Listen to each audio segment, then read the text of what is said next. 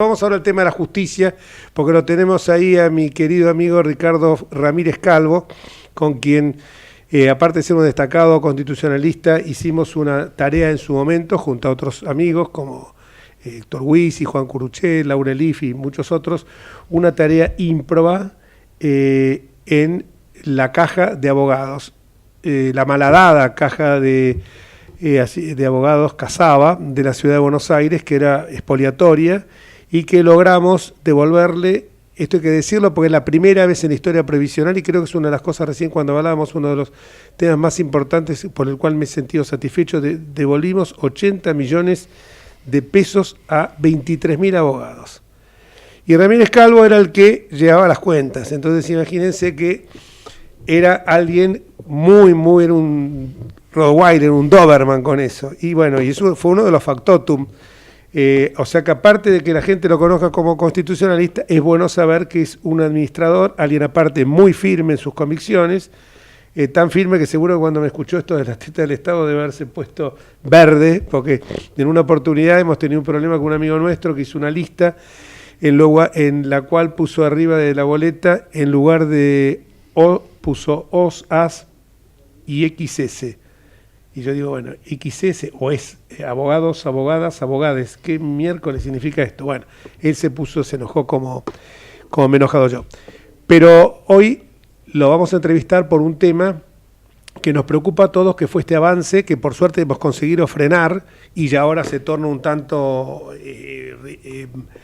muy difícil, porque este bloqueo que pudimos hacer a dos leyes malhadadas, la de reforma de la justicia, que era el verdadero nombre de la impunidad de Cristina, y el pretender echar por la ventana un fiscal que lo puso la ley, no lo puso ni Macri ni Alberto, un compañero nuestro del Nacional Buenos Aires, de otra promoción, como Eduardo Ezequiel Casal, yo creo un tipo de una integridad increíble, aun cuando ha tenido dictámenes, como el último, que yo se lo dije a él, que me agradeció la defensa que yo hice en la Comisión Bicameral de Seguimiento del Ministerio Público con personajes nefastos como Rodolfo Tailade, por ejemplo, nefastos, desagradables y aparte maleducados, y cuando me lo agradeció le dije, mira, y a vos te defendemos porque sos un tipo independiente, porque aun cuando dictaminaste con el tema de la sociedad en contra de nuestros intereses, era ajustado a derecho, yo no puedo jugarte el contenido si el contenido está fundado y ajustado a derecho. Pero hay un tema que todavía está vigente y que acá viene la participación de Ricardo Ramírez Calvo, que es el tema del Consejo de la Magistratura. Hay una modificación que hizo el kirchnerismo, que se encuentra hace unos cuantos años en la Corte, y quien ha impetrado la declaración de inconstitucionalidad de esa norma, creo que es la 26.080, es justamente el doctor Ricardo Ramírez Calvo. Ricardo, disculpa la perorata para presentarte, pero lo mereces. Y además ganamos el otro día en River cuando nos encontramos que fuimos a votar. Por suerte. Y aparte el muñeco se queda un año más, o sea que tenemos todo completo. Pobre, no hablemos de fútbol delante de Osvaldo porque se va a agarrar la cabeza. Ricardo. Buenas tardes. Hola, ¿Cómo buenas están? tardes. Jorge, Osvaldo, muchas gracias por invitarme. Pero Osvaldo, compartimos con Osvaldo gustos futbolísticos. Osvaldo es de Independiente, o sea, a nosotros eso que dijo Zuleta de que ganamos jugando mal, no nos termina de convencer, no nos vamos muy contentos a casa cuando vemos que ganamos. Y debo decir que Ricardo el otro día publicó un tuit en el que elogiaba a Bocini en el homenaje que se le hizo, porque bueno, creo que todos los que les gusta el fútbol lo aplauden, como a mí también, Alonso o cualquier jugador que haya jugado bien. Bueno, pero siempre los equipos de Independiente y de River han practicado el mismo fútbol, contrariamente al fútbol picapiedra de Boca y Racing. Ricardo, vos patrocinaste aquella demanda que planteó el Colegio de la Ciudad, de Abogados de la Ciudad de Buenos Aires en 2006, cuando durante el kirchnerismo, la primera presidencia del kirchnerismo, la de Néstor Kirchner, se sancionó una ley, la 2680, modificatoria de la ley original del Consejo de la Magistratura, que aumentó el componente político en la conformación de ese organismo. Recién ahora, fíjate la cantidad de años que pasaron, y eso me gustaría también que hicieras algún comentario al respecto. Recién ahora, según trascendidos periodísticos, la Corte estaría por fallar en ese caso. Así que te pido que me resumas el planteo, cuál fue, ¿Y cómo llega ahora a la Corte y qué expectativas tenés? Sí, esto se planteó en su momento, la iniciativa fue del directorio del Colegio de Abogados de la Ciudad de Buenos Aires, en ese momento lo presidía el doctor Enrique del Carril. Me pidieron, en realidad le pidieron al estudio en el que yo era socio en ese momento, si podíamos darles apoyo. Yo era quien era constitucionalista, digamos, de los socios del estudio, y participamos pro bono, es decir, simplemente por apoyar esta causa con la cual yo estaba totalmente de acuerdo. Parto primero de lo que dice la Constitución. La Constitución, en 1994, cuando se reforma, se introduce la figura del Consejo de la Magistratura. La intención que tenía introducir la figura, este organismo, era despolitizar, para resumirlo, la designación de jueces. Es bastante polémico incorporar esta figura, es una figura tomada del constitucionalismo europeo. Yo soy bastante crítico de cuando se tratan de importar figuras de sistemas constitucionales que no son parecidos al nuestro, porque nosotros seguimos el sistema constitucional estadounidense, pero bueno, lo cierto es que se incorporó. Si bien la Constitución no establece exactamente cuál debe ser la composición del Consejo de la Magistratura, lo cual a mi juicio es un error, entiendo por qué fue porque no se contaba con consenso suficiente entre las dos fuerzas mayoritarias, que eran el justicialismo y el radicalismo, y el radicalismo hizo lo que pudo, en definitiva. Lo cierto es que no deja totalmente abierta la organización de la composición del Consejo de la Magistratura. No es que es totalmente indeterminado lo que dice la Constitución. La Constitución establece 3 estamentos separados. El primero, el de los órganos políticos resultantes de la elección popular. Eso incluye dentro de un mismo estamento, es decir, es un mismo grupo, al Congreso de la Nación y al Poder Ejecutivo Nacional. A las 2 cámaras del Congreso y al Poder Ejecutivo Nacional. Eso es un grupo. Segundo grupo, segundo estamento, los jueces de todas las instancias, dice la Constitución Nacional. Tercer estamento o grupo, los abogados de matrícula federal. Esos 3 estamentos, la Constitución dice que el Congreso, que es el que va a sancionar la ley de organización del Consejo de la Magistratura, debe procurar el equilibrio entre esos 3 estamentos. Entonces no es que deja completamente librado al Congreso de la Nación la integración. La primera ley del Consejo de la Magistratura establecía una conformación, una integración de 20 miembros. Igualmente, en esa primera integración, los órganos políticos tenían excesiva representación. Pero a través de las mayorías, y como el número era bastante alto, el impacto no era tan grande. Si bien yo considero que esa ley también era inconstitucional. Pero a fines de 2005, ustedes como bien dijeron, por inspiración del kirchnerismo, y en especial de quien después fue presidente de la Nación 2 veces, la señora Cristina Fernández de Kirchner, se sancionó una ley que redujo el número de integrantes del Consejo de la Magistratura y lo bajó de 20 a 13. Ahí se pusieron 6 legisladores, un representante del Poder Ejecutivo, es decir, ya tengo 7 de los órganos políticos resultantes de la elección popular, 3 jueces, 2 abogados y un representante de los académicos. Ya simplemente con mirar el número, hay quienes dicen, bueno, pero no hay que mirar el número. De hecho, leía un hilo de tweet con el que yo estoy totalmente en desacuerdo, que no hay que fijarse en el significado semántico de la palabra equilibrio, sino en una concepción política. ¿Y qué quiere decir eso? O sea, ¿qué es lo que quiere decir equilibrio? Equilibrio, de acuerdo con el Diccionario Real de la Academia Española, en 1994, que sigue diciendo lo mismo hoy, quiere decir, las 3 acepciones, que son las primeras, que son las que se aplican, da la idea de fuerzas que se contraponen, es decir, que ninguna puede imponerse a la otra. Si yo acá tengo 5, sumando a los abogados y a los jueces, y tengo 7 de los políticos, claramente no hay equilibrio. El equilibrio está completamente roto. Completamente roto. ¿Se podría haber evitado eso? Si, porque alguien me podría preguntar, bueno, pero ¿cómo logro el equilibrio si no tengo exactamente los mismos números? No necesito tener los mismos números. Estableciendo mayorías. A lo mejor exigiendo que, por lo menos, que 2 estamentos estén de acuerdo y que haya la participación de, aunque sea el voto de algún otro del tercer estamento. O sea, se pueden jugar con las mayorías. Porque lo que exige la Constitución, en definitiva, es, esa palabra que yo no soy un partidario de esa palabra, pero lo cierto es que es lo que exige la Constitución, es el consenso. Y el consenso implica que hay que trabajar en pos de un mismo objetivo.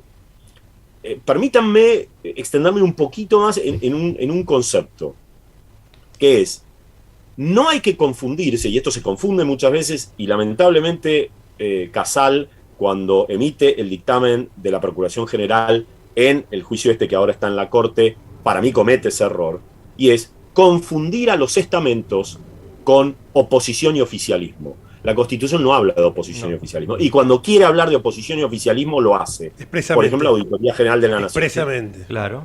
Expresamente. Es decir, no confundamos oficialismo y oposición con los 3 estamentos que tienen que estar equilibrados. No es un tema de si el oficialismo puede imponer su voluntad, es si los órganos políticos, porque el objetivo que tuvo la reforma es quitarle a los órganos políticos el manejo absoluto de la designación. Esto no quiere decir que se lo saco totalmente. No excluirlo, sino rebajarlo, por lo menos ese componente.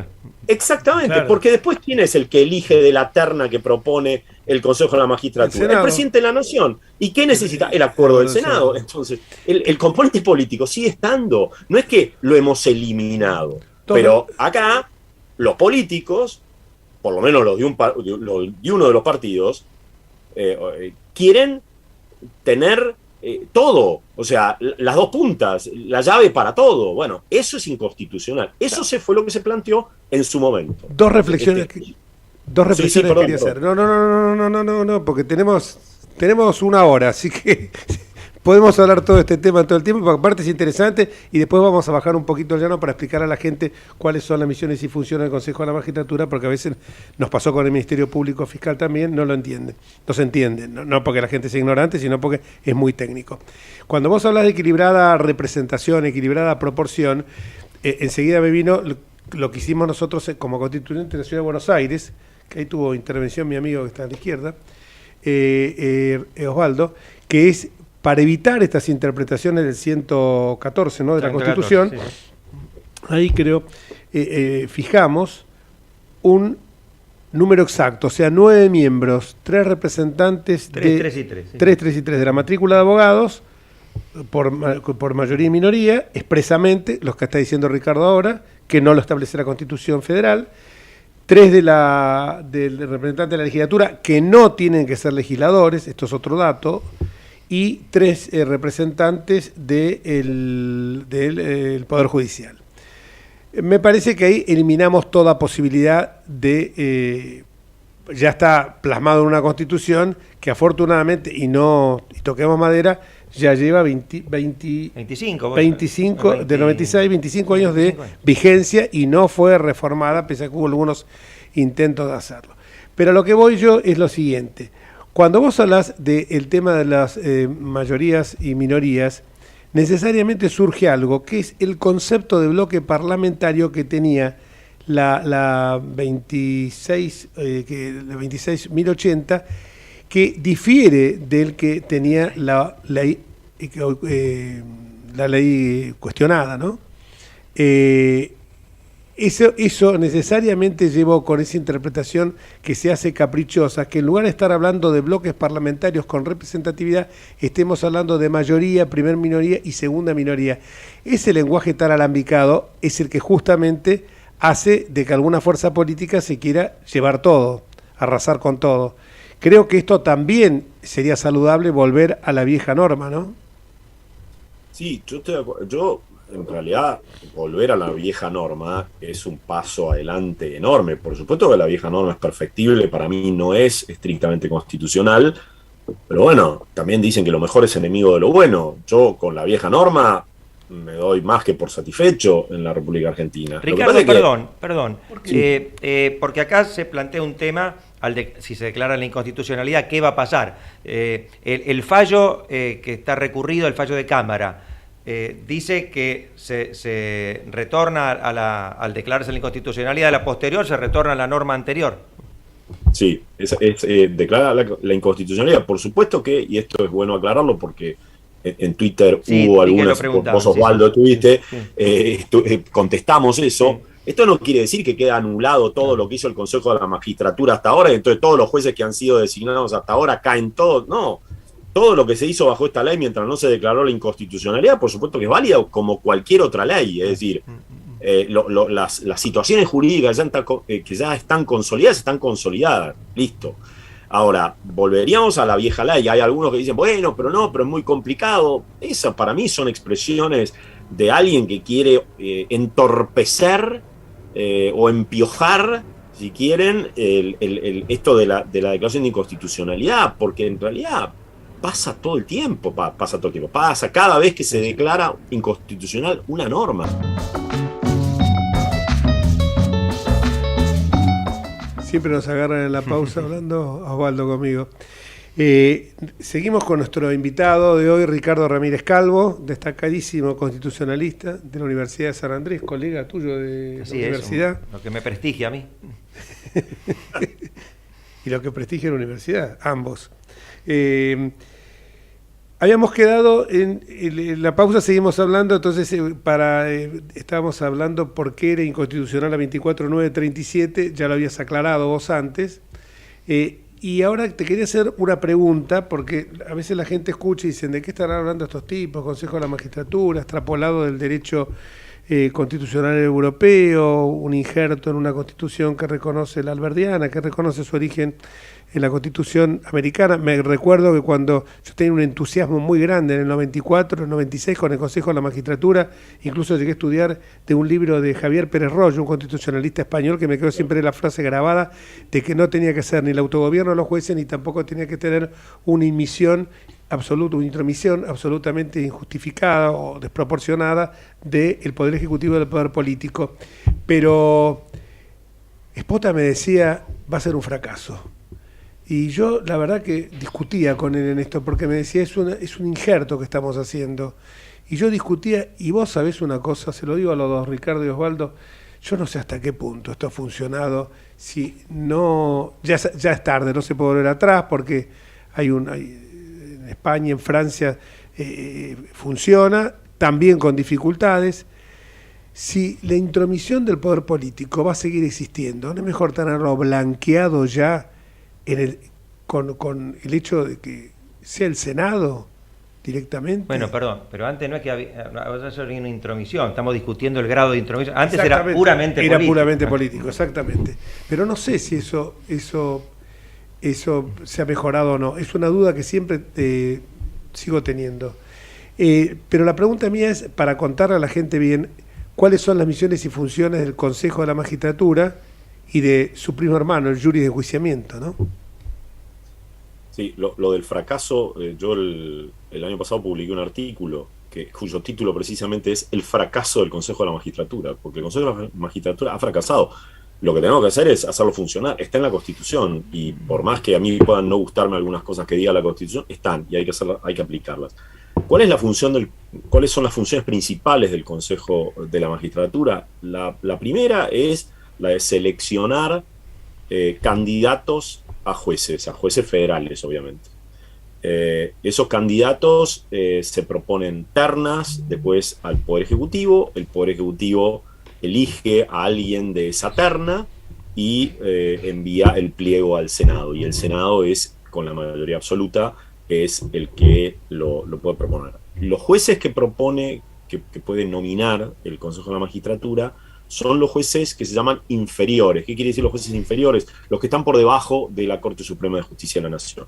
Los jueces de la Corte Suprema de Justicia de la Nación se siguen designando de la misma manera en que se designaban en la Constitución original, con la única diferencia, que eso me parece un enorme acierto de la reforma constitucional de 1994, y es que se necesita una mayoría de las 2/3 partes de los miembros presentes de la Cámara. Eso hace que necesariamente para designar un juez de la Corte tiene que haber un consenso muy amplio. Eso me parece uno de los grandes méritos de la reforma constitucional de 1994. ¿Cuál es la otra función principal? Tiene varias más, pero ¿cuál es la otra función principal?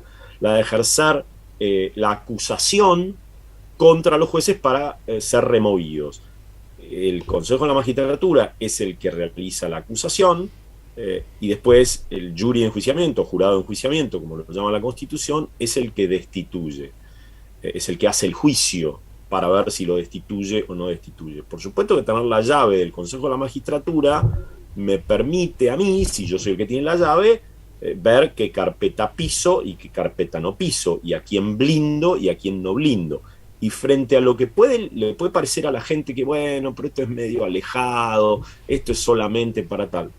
Los jueces son los que le van a decidir cualquier conflicto que tengan, desde un accidente en la calle, a un desalojo, a los temas más importantes que se someten a... Alguien me dirá, bueno, pero eso no son los jueces federales. Está bien, pero los jueces los jueces nacionales de la capital federal, justicia que no ha sido transferida a la ciudad de Buenos Aires inconstitucionalmente, pero lo cierto es que sigue estando ahí, son también designados por el presidente de la Nación con acuerdo del Senado en función de las ternas que nomina el Consejo de la Magistratura, con lo cual esto es algo que le toca el bolsillo a todo el mundo. Hay una vieja frase, si yo no recuerdo mal, es de John Marshall, que dice que, ojo, porque la justicia llega hasta la chimenea del hombre más privado del país. Entonces es muy complicado, muy complicado.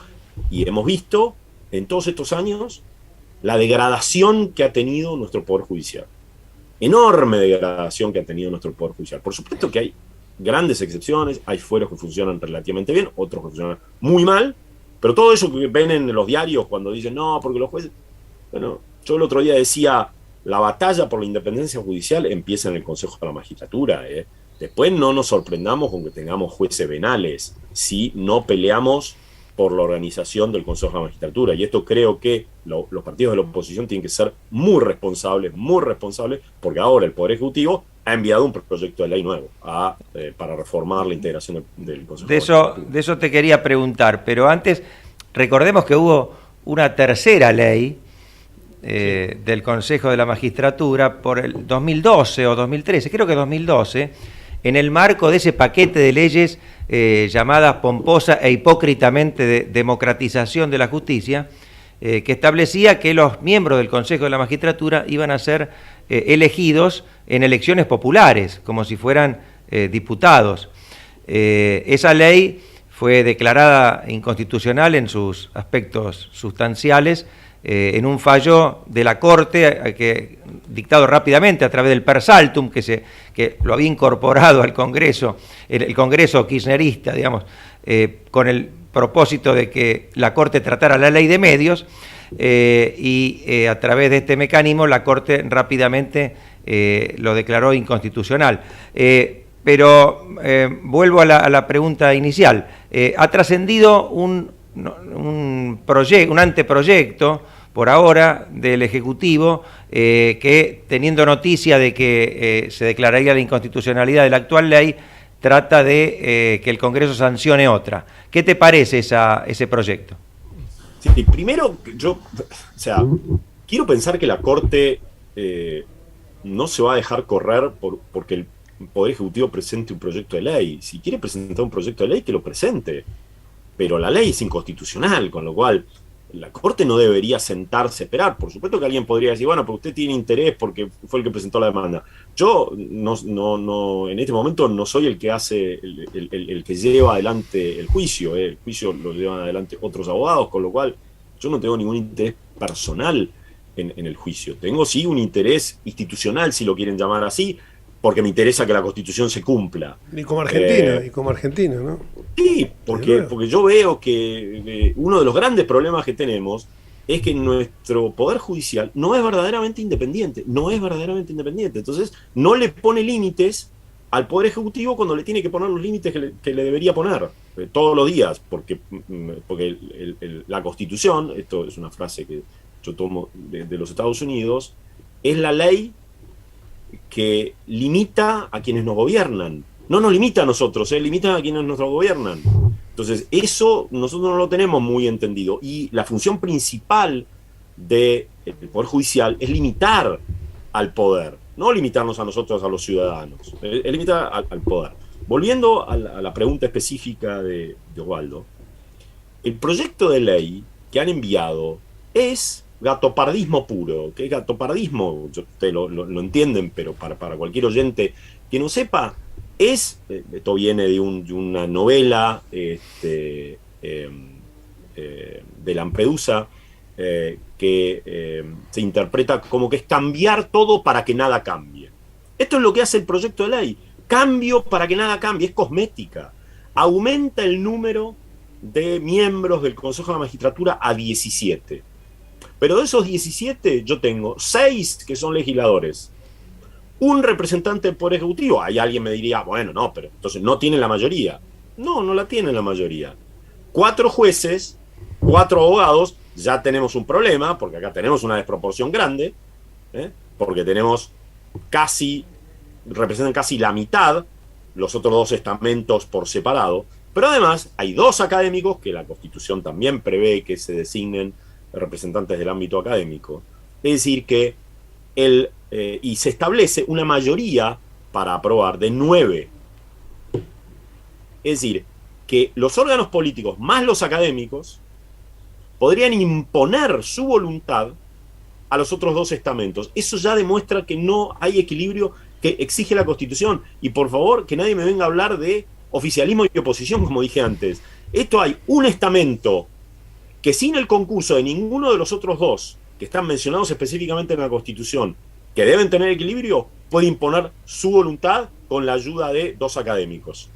Además está claro que si el kirchnerismo lo está impulsando en las vísperas de un inminente fallo de la Corte, es porque evidentemente, como digo yo siempre, cualquier proyecto kirchnerista tiene gato encerrado, como decía él, el pomposo nombre, como decía Osvaldo, de democratización de la justicia, o el partido judicial, justicia legítima, son siempre eso, o la ley de envases, viste que tiene el nombre de ambientalismo, todo lo demás, es un impuestazo, otro garrotazo más.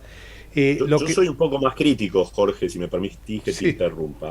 Yo voy un poco más allá. O sea, acá nos venden hoy, disculpen que saque la cimitarra, pero acá nos quieren vender hoy la versión edulcorada del peronismo. Claro que y sí. La independencia judicial del peronismo es el juicio político a la Corte Suprema, es la persecución de todos los jueces que no fallaban como quería el peronismo, como quería el líder del peronismo, es el haber puesto en comisión a todo el Poder Judicial en la reforma constitucional para poder jugar con la ratificación o no de los cargos de esos jueces. Y además, otra cosa que mucha gente no sabe, es que los jueces se designaban y no se les asignaba, no se decía para qué tribunal era. Entonces, el líder, el presidente de la nación, se reservaba la facultad de trasladar a los jueces cuando los jueces no decidían como él quería. Entonces, un juez que a lo mejor era juez federal en la Ciudad de Buenos Aires, lo mandaban a ser juez federal en Ushuaia o juez federal en La Rioja.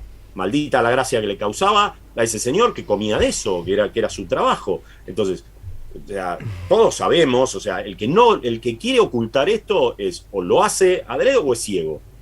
Esto es una constante del peronismo en toda su historia. Me emocionó con este final, Ricardo. Sí, no, a mí también, porque lo hizo el peronismo, lo hizo el menemismo y lo hacen estos. Esto, por supuesto, siempre, como decimos en la Cámara, siempre de una manera mucho más salvaje, ¿no?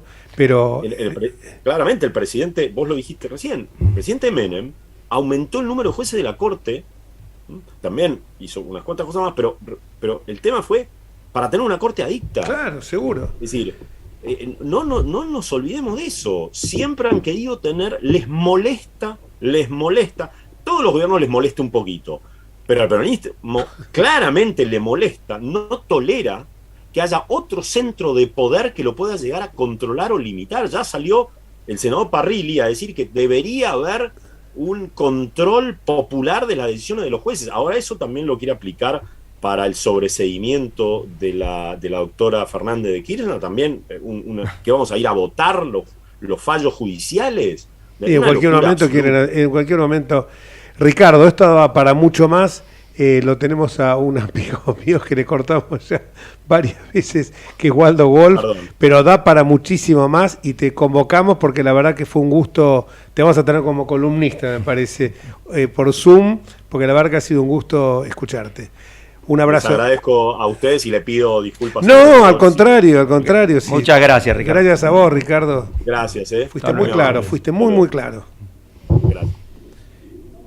Y ahora pasamos a nuestro invitado, que lo tenemos hace unos minutos, pero bueno, como es amigo, hemos trabajado durante 4 años muy bien, con los Halcones, clan al que pertenecemos y nos sentimos orgullosos porque después de escucharlo al doctor Ramírez Calvo, al colega nuestro, lo que dijo del peronismo y lo que dijo de la cooptación de la justicia para tomar... Bueno, tuvimos 2 visiones hoy, ¿no? Muy diametralmente opuestas. Sí, diametralmente opuestas.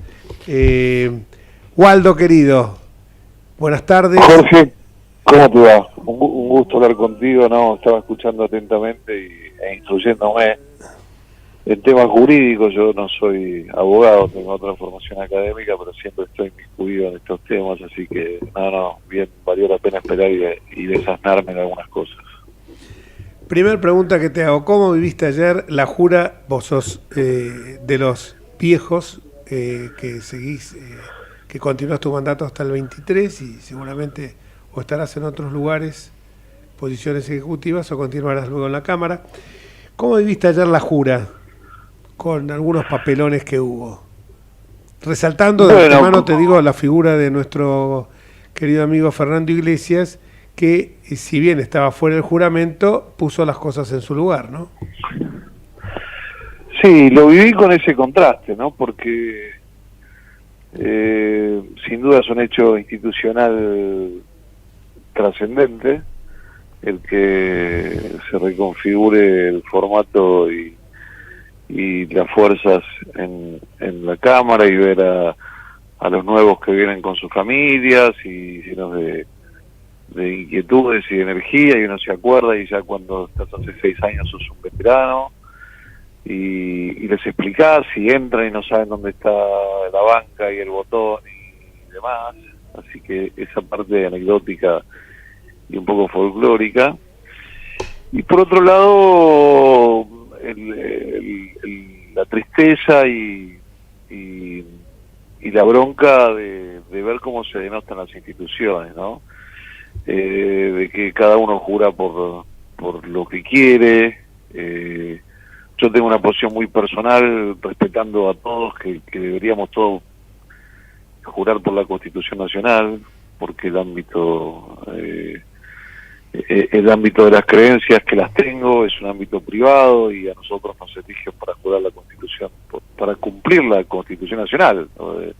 Pero bueno, eso es una cuestión mía personal y no tienen por qué pensar igual que yo. Pero dicho esto, utilizar un ambiente tan sagrado para los que defendemos las instituciones, para hacer todo ese cachivache, ese show, yo no...